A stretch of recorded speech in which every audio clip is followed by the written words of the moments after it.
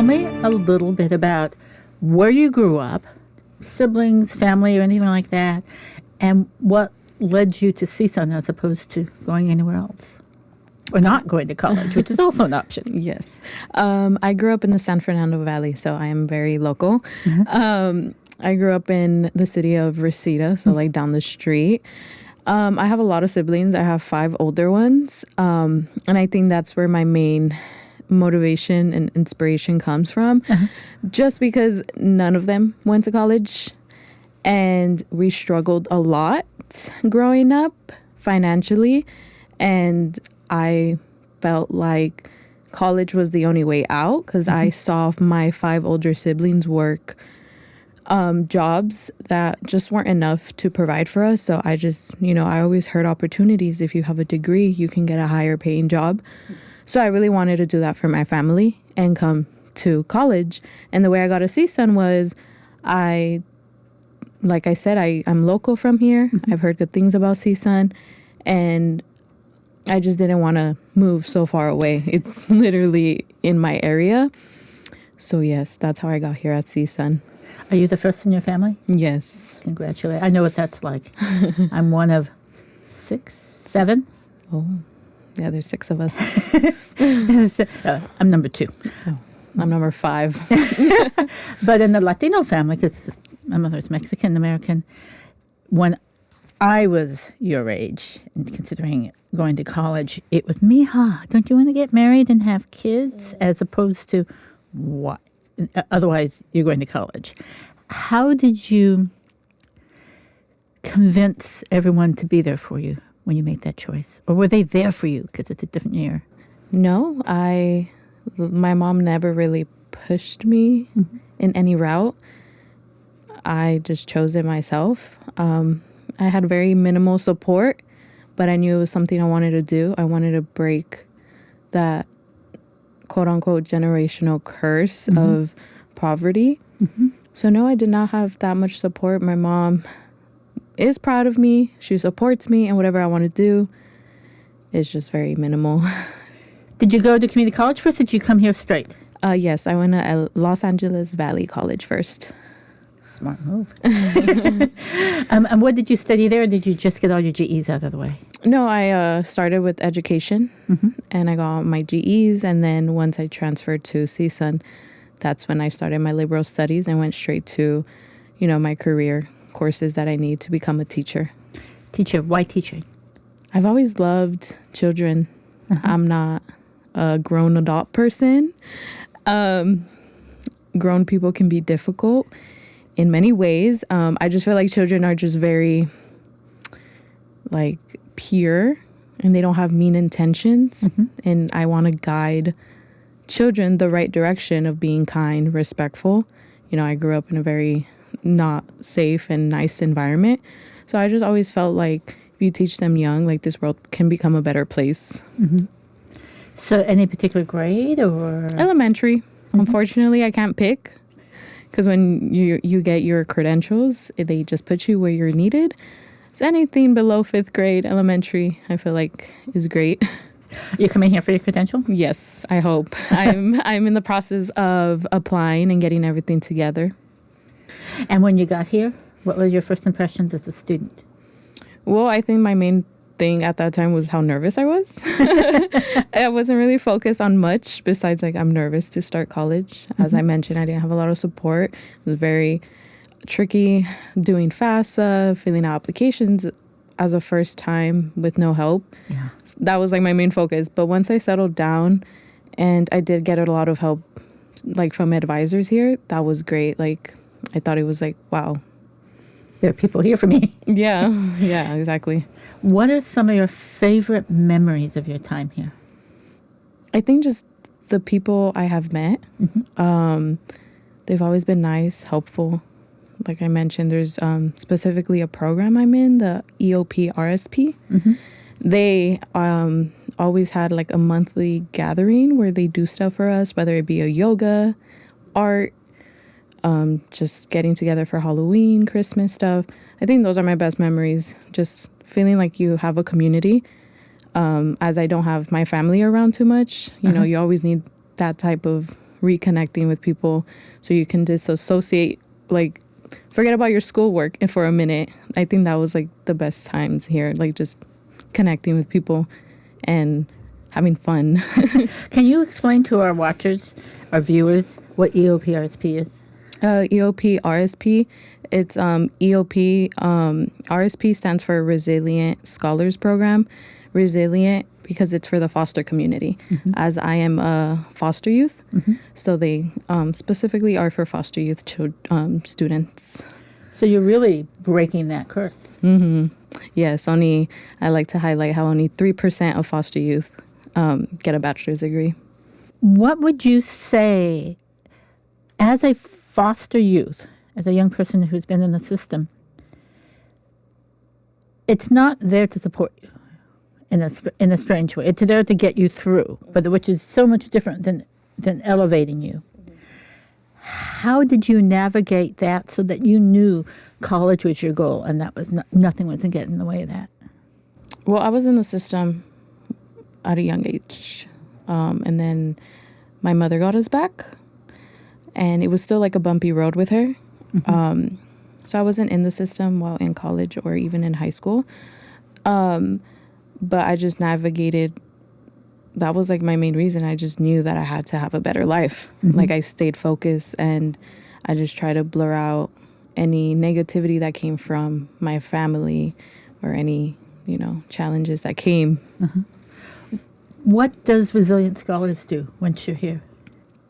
They provide you financially, like parking permits that are like $200 here. So they help you with every little thing you need. Books.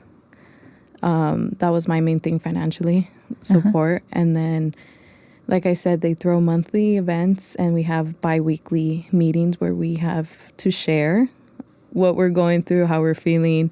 And they can find outside resources like housing. They have a pantry where you can go in for food and clothing. So they have a lot. And if they don't have what you need, they will go out and find the resource.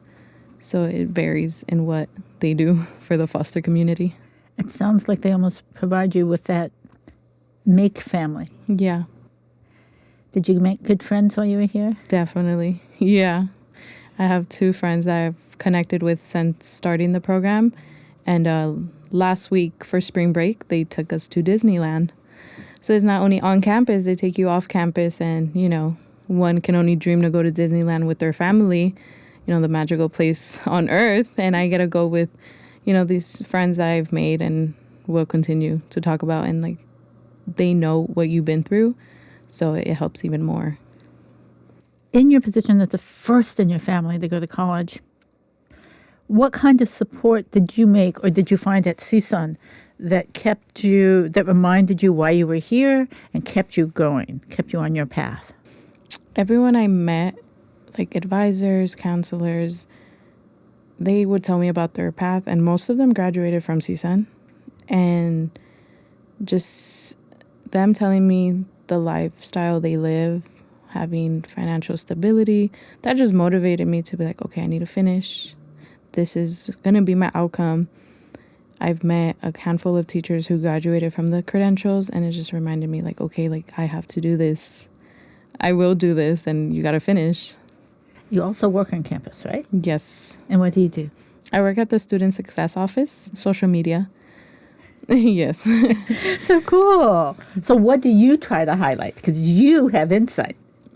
I just try to highlight what CSUN offers, specifically the Pathway to Excellence program. Those are for incoming CSUN students, and they help with, helping students adjust to the college life. I didn't know about that program when I came in. If I did, I would have probably joined. But it's nice to highlight, that they help you get appointments with your advisors, how to book it. Simple things like how to use Canvas, which is very scary when you first go onto it. I remember that as a first-time student. I was like, oh my God, Canvas, how do you navigate this? But they do very simple things, very simple but amazing things.